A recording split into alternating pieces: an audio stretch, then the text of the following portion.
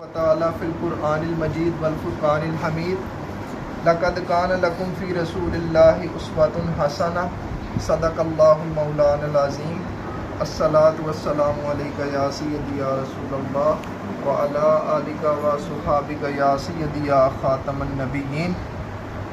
بخاری شریف کی حدیث پاک ہے کہ لا یؤمن احدکم حتی اکون احب الیہ من والدہ ووالدہ والناس اجمعین، کہ تم میں سے کوئی شخص اس وقت تک کامل ایمان والا نہیں ہو سکتا جب تک میں اللہ کا رسول اس کو اس کے والدین، اس کے بیوی بچوں، اس کی اولاد، حتیٰ کہ اس کی اپنی جان سے بھی بڑھ کر میں اللہ کا رسول اس کو محبوب نہ ہو جاؤں۔ تو نبی علیہ الصلوۃ والسلام کی جو محبت ہے یہ ایمان کا جو ہے وہ کامل جو ہے وہ جز ہے، بلکہ کل ہے۔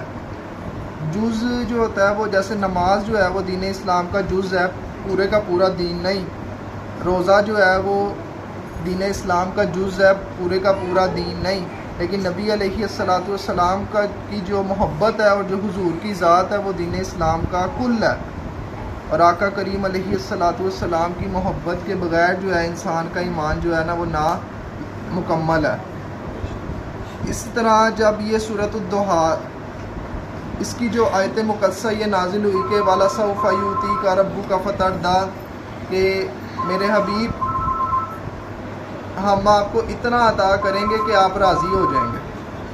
وَلَسَوْفَ يُؤْتِيكَ رَبُّكَ فَتَرْضَىٰ، کہ میرے حبیب ہم آپ کو اتنا عطا کریں گے کہ آپ راضی ہو جائیں گے۔ جب یہ آیت مقدسہ نازل ہوئی تو مولا علی جو ہے نا وہ حضور کی بارگاہ میں آئے، عرض کرنے لگے یا رسول اللہ صلی اللہ تعالیٰ علیہ وسلم، اس آیت مقدسہ کی کیا تشریح ہے، آپ کا رب آپ کو کیسے راضی کرے گا؟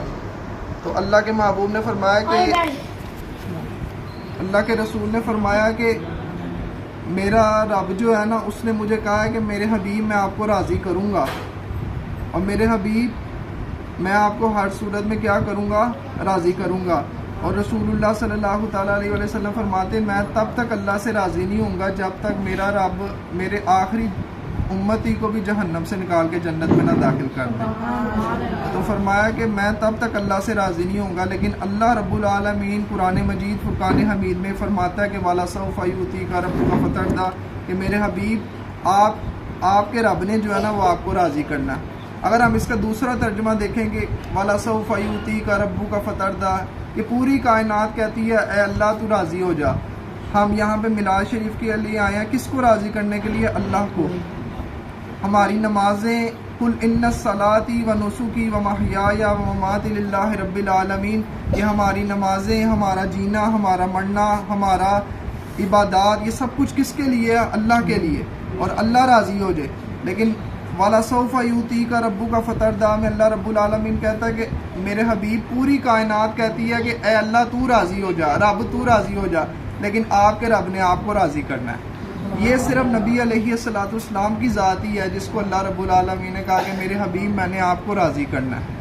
اور مولا علی سے حضور نے کہا تب تک میں اللہ سے راضی نہیں ہوں گا جب تک میرا امتی جہنم سے نکل کے، آخری امتی بھی جہنم سے نکل کے جنت میں نہ چلا جائے۔ تو پھر ہم کیوں نہ اس نبی کا ذکر کریں کہ جس کی ساری زندگی لب پر رہا یا ربی امتی امتی، یا ربی امتی امتی، جب دنیا میں آئے تب بھی امت، جب دنیا کے اندر رہے تب بھی امت، طائف کی وادیوں میں بھی امت، غزوہ بدر، احد، خندق، حنین میں بھی امت، جب دنیا سے جانے لگے تو آخری جو کلمات تھے سیدنا صدیق اکبر رضی اللہ تعالیٰ عنہ کہتے ہیں کہ جب ہم نے نبی علیہ الصلوۃ والسلام کو لحد مبارک میں قبر میں اتارا آپ کے جسم اقدس کو، تو حضرت کشم بن عباس، یہ مولا علی کے حضرت عباس کے جو ہے نا ان کے بیٹے ہیں، کشم بن عباس مولا علی کے چچا کے بیٹے اور حضور کے بھی چچا کے بیٹے، وہ فرماتے کہ میں نے جان کے نا اپنی انگوٹھی نبی علیہ الصلوۃ والسلام کے لحد میں پھینک دی کہ میں اتر کے حضور کا ایک دفعہ دوبارہ دیدار کر سکوں۔ تو جب میں نے لحد میں اتارا تو میں اپنی انگوٹھی میری لحد میں قبر میں گرا دی، میں نے جان کے، میں نے ابو بکر کو اشارہ کیا کہ ابو بکر کیا کروں میں؟ تو ابو بکر نے کہا انگوٹھی لے آؤ جا کے۔ میں لحد میں اترا، میں وہ آخری شخص تھا جس نے نبی علیہ الصلوۃ والسلام کے چہرے کی زیارت کی تھی۔ حضرت کشم بن عباس کہتے ہیں کہ جب میں قبر میں اترا تو نبی علیہ الصلوۃ والسلام کا جو کفن مبارک تھی آپ کے جسم اقدس کے اوپر لپیٹا ہوا، اس کی جب میں نے گرا کو کھولا تو آپ کے لبہائے مبارک ہل رہے تھے۔ تو میں نے جب کان لگا کے سنا نا کہ محبوب، میں نے ابو بکر کو اشارہ کیا کہ ابو بکر محبوب کے لبہائے مبارک ہل رہے، کا دیکھو کہ محبوب کیا فرما رہے ہیں. تو جب لبہائے مبارک کے پاس کان لگا کے دیکھا تو تب بھی آپ فرما رہے تھے یا ربی حبلی امتی، یا ربی حبلی امتی، یا ربی حبلی امتی، کہ میری امت میری امت. اسی طرح جب حشر کا میدان ہوگا تو ایک دفعہ حضرت انس بن مالک کہتے ہیں کہ یہ حدیث اس کے بعد میں اپنی دعا کریں گے ہم، آخری حدیث پاک. حضرت انس بن مالک کہتے ہیں محبوب علیہ الصلوۃ والسلام اکیلے بیٹھے ہوئے تھے. میں نے کہا آج موقع اچھا ہے، آج کوئی اور صحابہ میں سے موجود نہیں، تو میں جا کے جو ہے نا رحمتوں کو سمیٹ لوں. تو میں حضور کی بارگاہ میں آیا، میں عرض کرنے لگا یا رسول اللہ قیامت کا دن تو بڑا خوفناک ہے، ہیبت ناک ہے، اور جب اس دن آپ جلوہ گر ہوں گے محشر کے میدان میں تو آپ کے ارد گرد تو بڑے بڑے لوگ ہوں گے، انبیاء، صدیقین، شہداء، صالحین، تو میں آپ کو کدھر تلاش کروں؟ میں تو چھوٹا سا معمولی سا آدمی ہوں. انس بن مالک اس پوری امت کا مسئلہ حل کر گئے، قیامت تک آنے والی امتیوں کا. انس بن مالک کہنے لگے کہ یا رسول اللہ میں آپ کو کدھر تلاش کروں؟ تو آپ نے فرمایا میرے بیٹے انس، جہاں پر میری امت کے نامہ اعمال تلڑے ہوں گے نا، جہاں جو اعمال کا پلڑا ہے میں اس کے پاس کھڑا ہوں گا. اگر کسی امتی کے نامہ اعمال میں گڑبڑی کی وجہ سے گناہ زیادہ ہو جائیں گے تو میں وہ پرچی ڈالوں گا. وہ آپ نے حدیث پاک سنی ہے، وہ طویل ہے. اس کا نیکیوں کا پلڑا اوپر ہو جائے گا اور گناہ اس کے کم ہو جائیں گے، اور اللہ رب العالمین اس کے لیے بخشش کا فیصلہ فرما دے گا. تو حضرت انس بن مالک عرض کرنے لگے یا رسول اللہ اگر آپ کو میزان پہ تلاش نہ کر سکا، پھر فرمایا پھر مجھے حوضہ کوثر پر تلاش کرنا، اپنے امتیوں کو اپنے ہاتھ سے حوضہ کوثر کا جام پہ لاؤں گا. اور پھر عرض کرنے لگے یا رسول اللہ اگر حوضہ کوثر پہ بھی تلاش نہ کر سکا، کہا پھر پل صراط پہ تلاش کرنا. آپ تو پل صراط پار کر جائیں گے، جنت کے اور جو میدان محشر ہے اس کے درمیان ایک پل بچھایا جائے گا، اس کو پل صراط کہتے ہیں. پل صراط تلوار سے زیادہ تیز اور بال سے زیادہ باریک ہے، نیچے جہنم کی آگ ہے. محبوب علیہ الصلوۃ والسلام تو پل صراط پار کر جائیں گے، لیکن فرمایا کہ جب میرے امتی گزرنے لگیں گے نا پل صراط سے، پھر میں کہوں گا کہ رب سلم رب سلم، اے میرے رب میری امت کو سلامتی کے ساتھ گزار دے. تو وہ نعت کا شعر بھی ہے کہ رب سلم کہنے والے غم زدہ کا ساتھ ہو، رب سلم کہنے والے غم زدہ کا ساتھ. فرمایا کہ جب میری امت گزر رہی ہوگی تو میں تو پار کاٹ جاؤں گا، لیکن اپنے امتیوں کے لیے ادھر اللہ سے دعا کر رہا ہوں گا ان کو سلامتی کے ساتھ گزار دے.